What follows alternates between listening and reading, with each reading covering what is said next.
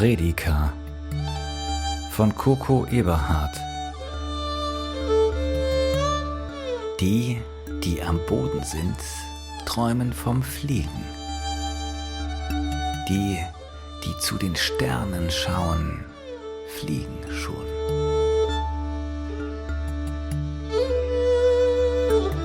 Kapitel 1. Ich hatte ein wenig Kopfschmerzen, als ich erwachte. Mit meinen Händen fasste ich mir an die Schläfen und massierte sie. Dann blickte ich mich um. Wo war ich? Wände, Decken und Boden bestanden aus alten Holzbalken.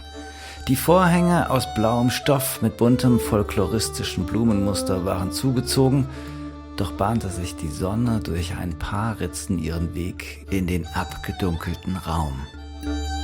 Ich lag in einem alten Bettgestell mit einer dicken Daunendecke. Daneben stand auf einem Holzkasten, der mit Schnitzereien verziert war, ein Glas mit Wasser. Hastig griff ich danach und trank. Mein Durst war unendlich. Ich hockte mich im Bett aufrecht hin. Was war bloß mit mir los? Wieder massierte ich mir die Schläfen, dann schlug ich die Bettdecke auf. Ich blickte an meinem Körper hinab und strich mit meinen Fingern über meine muskulöse Brust und meinen Bauch. Ich trug lediglich eine Unterhose und konnte mir das Ganze immer noch nicht so richtig erklären. Vorsichtig stand ich auf und durchschritt den Raum, bevor ich die Tür öffnete und in einem kleinen Wohnraum stand, der rustikal und gleichzeitig gemütlich wirkte.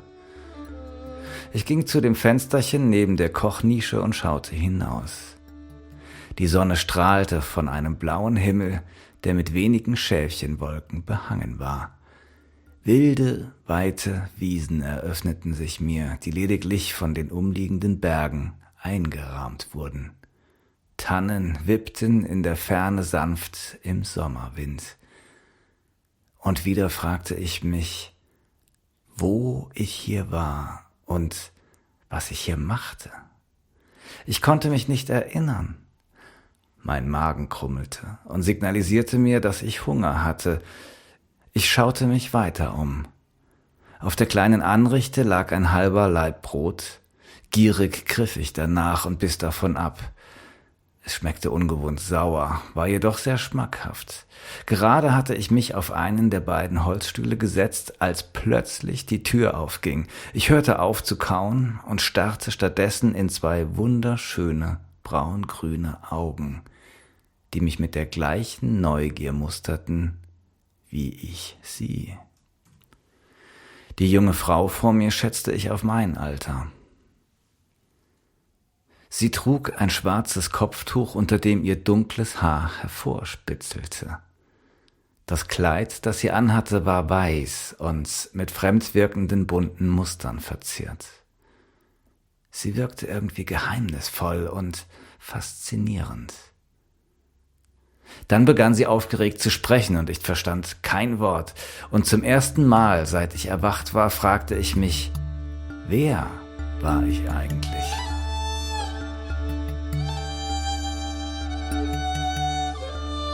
Kapitel 2. Sie hieß Prediger, wenn ich sie richtig verstanden hatte. Die Kommunikation zwischen uns war schwierig, doch mit Händen und Füßen konnten wir uns über das Notwendigste verständigen. Ich fand sie irgendwie sympathisch und konnte gar nicht so genau sagen, warum, denn ich wusste eigentlich nichts über sie. Ich hatte auch noch immer keine Antworten auf meine Fragen erhalten. Meine Kopfschmerzen waren zwischenzeitlich verschwunden und über den Ort, an dem ich nun schon seit Tagen ohne Erinnerung festhing, hatte ich mittlerweile herausgefunden, dass er fernab jeglicher Zivilisation auf einem Hochplateau in irgendeinem Gebirge, vermutlich in Osteuropa, lag. Hier standen ein paar einfache Holzhütten, doch Prediger schien die einzige Bewohnerin dieser Einöde zu sein. Wie war ich hierher gekommen? Vermisste mich denn gar niemand? Was hatte mich in diese abgelegene Gegend geführt? Wer war ich? Prediger hatte mir aus einer alten Holztruhe eine einfache Hose mit Hosenträgern und ein Hemd gegeben. Ich half ihr, die Schafe und Ziegen zu versorgen, die um die Hütte weideten. Hühner pickten fleißig Würmer aus der Erde und versorgten uns regelmäßig mit Eiern, aus deren Prediger einfache, aber schmackhafte Gerichte aus dem Holzofen zauberte. Es war angenehm sommerlich warm. Nachts kühlte es ab. Ab und zu streiften wir durch die Wälder auf der Suche nach Pilzen. Ich hatte keine Ahnung von Pilzen und vertraute ihrem Wissen darüber. Was blieb mir auch anderes übrig? Obwohl es hier keinen Luxus gab, fehlte es mir an nichts. Ich hatte diesen Ort bereits in mein Herz geschlossen, wenngleich ich mir immer noch nicht erklären konnte, wie ich hierher gekommen war. Wir waren gerade mitten im Wald, als recht überraschend ein Sommergewitter über uns hereinbrach. Die Hütte war noch zu weit weg, um uns dort in Sicherheit bringen zu können. Der Regen prasselte auf uns nieder und Prediger redete unaufhörlich auf mich ein und ich verstand weiterhin kein Wort. Als ich ihr in ihre weit geöffneten Augen sah, spürte ich, dass sie, die eigentlich immer einen recht unerschrockenen Eindruck auf mich gemacht hatte, Angst hatte. »Du brauchst dich nicht zu fürchten«, redete ich auf sie ein und umfasste sie an den Schultern. Ich wusste, dass sie mich nicht verstand, aber meine Worte wirkten trotzdem beruhigend auf sie. Ihre Stimme wurde immer leiser. Plötzlich flirrte ein lautes Donnergrollen durch das Hochtal, welches durch den Widerhall der Berge noch verstärkt wurde. Ohne Vorwarnung drückte sie sich ganz nah an meine Brust und ich umschlang sie reflexartig mit meinen Armen. Vorsichtig blickte sie mir in die Augen, und ehe ich es so richtig begriff, berührten sich zart unsere Lippen. Als sich das Wetter endlich beruhigt hatte, rannten wir wie zwei Teenager über die Wiese zurück. Ich nahm sie an der Hand und sie lachte glücklich darüber, obwohl wir beide patschnass waren. Kaum hatten wir die Hütte betreten, begannen wir erneut, uns leidenschaftlich zu küssen. Dabei löste ich behutsam das Tuch von ihrem Kopf und schob ihr das nasse Kleid ganz langsam nach oben, während sie mich von meiner Hose und meinem Hemd befreite und meinen Körper mit ihren Händen erkundete. Ich schloss meine Augen und genoss ihre Berührungen. Dabei streichelte ich ihr sanft über den Rücken, bevor ich mich daran machte, die Spitzen ihrer Brüste zu ertasten. Sie keuchte leise, was meine Lust ebenfalls weiter befeuerte. Während sie mich ins Schlafzimmer bugsierte, hörte sie nicht auf, mich zu küssen. Wenig später lagen wir rhythmisch vereint auf dem Bett und jegliche Gedanken über die Zukunft und wie das hier alles weitergehen würde, waren wie weggeblasen. Ich genoss den Augenblick, bis wir schließlich angenehm erschöpft und aneinander gekuschelt in den Schlaf gefunden hatten. Kapitel 3. Die nächsten Tage schwebte ich zusammen mit Prediger im 7. Himmel, obwohl meine Erinnerung noch immer nicht zurückgekehrt war. Ich fragte mich, ob ich das überhaupt noch wollte. Ich fühlte mich so glücklich, frei und unbeschwert an diesem Ort und mit dieser Frau, so dass ich mir gar nicht vorstellen konnte, dass es jemals enden würde. Es war morgens und wir lagen noch zusammen im Bett. Die Sonne spitzelte durch die zugezogenen Vorhänge. Es versprach ein schöner Tag zu werden, als ich plötzlich aus der Ferne fremde Stimmen vernahm, was Prediger in helle Aufregung versetzte. Schnell befreite sie sich aus dem Bett und zog sich in Windeseile an. Dabei deutete sie mir, dass ich mich ebenfalls anziehen sollte.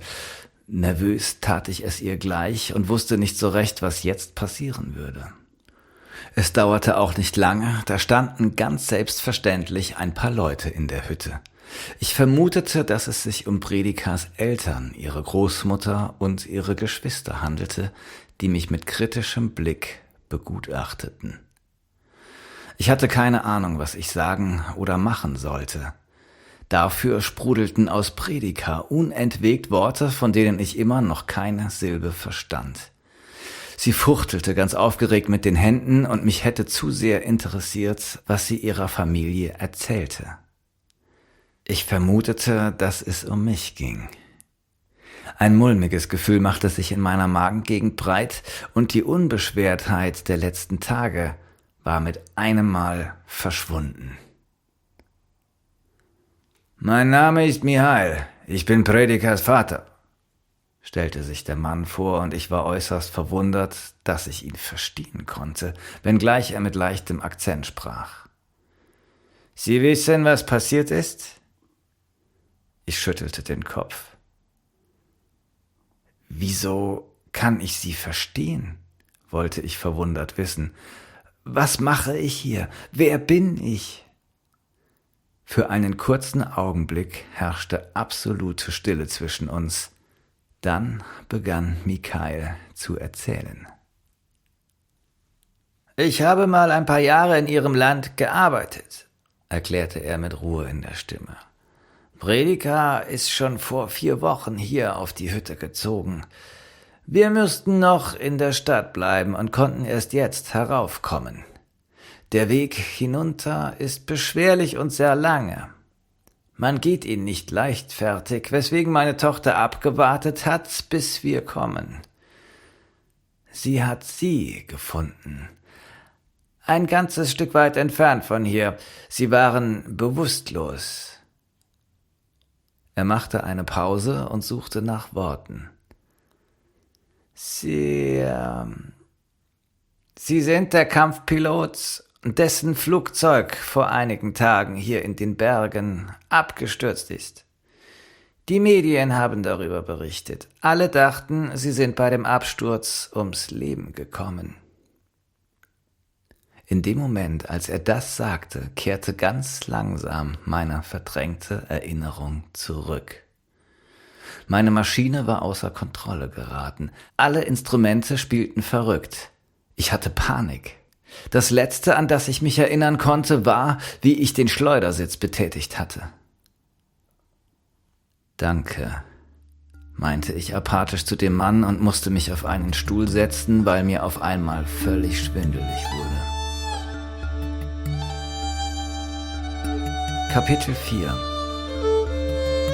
Predikars Familie beherbergte mich noch eine Nacht in ihrer Hütte in den Bergen, sodass ich mich von meinem Schock ein bisschen erholen konnte.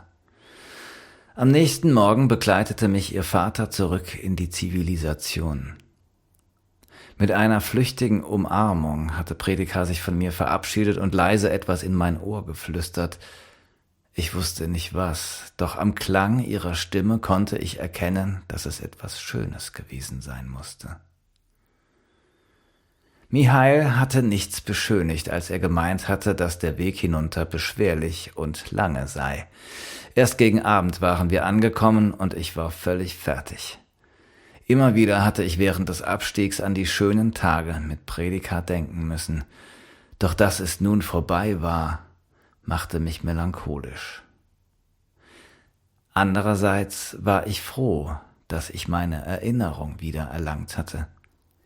Meine Kameraden freuten sich, dass ich nahezu unverletzt den Absturz meiner Maschine überlebt hatte. Außerdem wurde im ganzen Land darüber in den Medien berichtet. Recht bald hatte ich mich wieder in meinem normalen Leben eingefunden. Doch in so mancher lauen Sommernacht muss ich bis heute immer wieder an die schöne Zeit mit Predikar zurückdenken.